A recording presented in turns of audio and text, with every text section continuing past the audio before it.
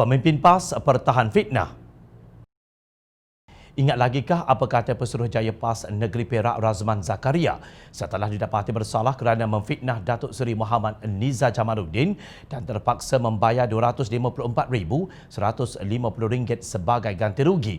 Dalam kenyataan yang dipetik Harakah Daily, Razman berkata orang yang bersama PAS ialah mereka yang sentiasa memahami perjuangan Islam, berani berdepan apa jua cabaran, bukan seperti beliau yang membelakangkan perjuangan.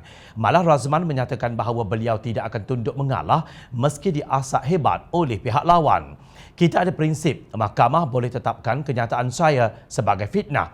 Mereka ada kuasa dan saya akur, tetapi Allah menilai tindak tanduk kita. Allah tahu apa yang berlaku dan pastinya kebenaran kelak akan terbukti dan rakyat akan menilai, ujarnya di petik Harakah Daily.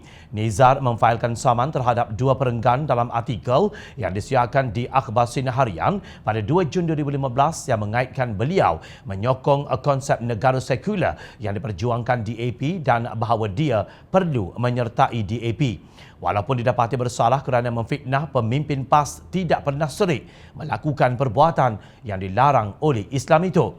Timbalan Ketua Dewan Ulama PAS Selangor, Ahmad Dasuki Abdurrani, seperti seiring dengan langkah Razman apabila beliau mendakwa tabung haji telah menjual aset milik orang Islam kepada bukan Islam. Sebab tu anda tak setuju dengan penjualan aset-aset tabung haji sehari dua ni kan. Aset penjualan. Kenapa nak dijual pada orang bukan Islam tersebut? Harta tabung haji, harta milik orang Islam. Yang jual begitu. Rugi sangat ke tabung haji ni? Beliau berkata demikian sebagai contoh perbuatan jahat yang dilakukan oleh orang Islam. Ekoran fitnah tersebut, Pemuda Amanah pada 21 Februari lalu membuat satu laporan polis ke atas Ahmad Dasuki. Pengarah komunikasi Pemuda Amanah Kelantan, Abdullah Zawawi Wahab berkata, ucapan pemimpin PAS itu secara terang-terangan menipu dan menghasut rakyat. Kononnya, kerajaan telah menjual aset kepada orang kafir. Kami mendesak pihak berkuasa supaya bertindak melalui Seksyen 4 Akta Hasutan 1948 supaya menjadi pengajaran kepada kesemua agamawan agar berhati-hati. Kami juga terpaksa bertindak supaya kesucian dakwah Islam tidak tercemar dengan tindak tanduk yang salah, katanya, seperti dipetik Perak Insights. Dalam perkembangan yang berkaitan, Ketua Pemuda Amanah Kelantan, Hazmi Hassan, telah membangkitkan semula isu penjualan aset tabung haji dalam satu klip video. Beliau berbuat demikian setelah Tan Sri Muhyiddin Yassin menjelaskan di Parlimen bahawa tabung haji tidak dikuasai oleh orang bukan Islam, malah telah mencatat keuntungan. Sebuah laman web yang membicarakan tentang dunia pelaburan dan keuangan iaitu theasset.com tampil menamakan proses penstrukturan tabung haji sebagai satu proses penstrukturan terbaik. Proses penstrukturan berjumlah RM27.56 bilion melalui sukuk murabahah itu dengan urus harta jamaah Sdn Bhd UGSB mendapat pengiktirafan oleh Islamic Finance Award 2020 iaitu Anugerah Keuangan Islam Aset AAA 2020.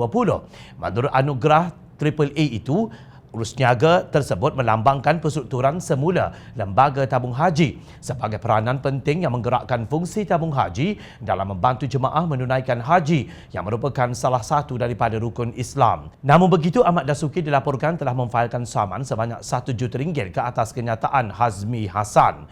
Saya yakin saya tidak fitnah. Saya sudah bincang dengan peguam Ustaz Ahmad Dasuki Abdurrani. Kita jumpa di mahkamah, kata Hazmi dalam kenyataan balasnya. Dalam buku Bicara Ini Demi Ilahi, almarhum Datuk Ni Aziz Nikmat berpesan, seorang Muslim sejati tidak akan mudah buruk sangka kepada orang lain. Fikirannya tidak akan digunakan untuk menyangka sesuatu yang tidak baik terhadap orang lain.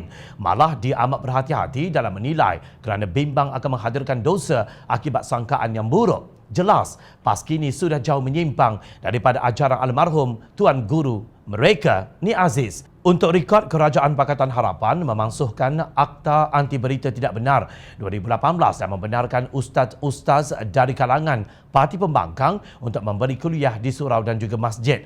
Sebaiknya perkara ini diselesaikan di mahkamah. Sementara itu, rakyat masih menunggu hasil laporan polis yang dibuat.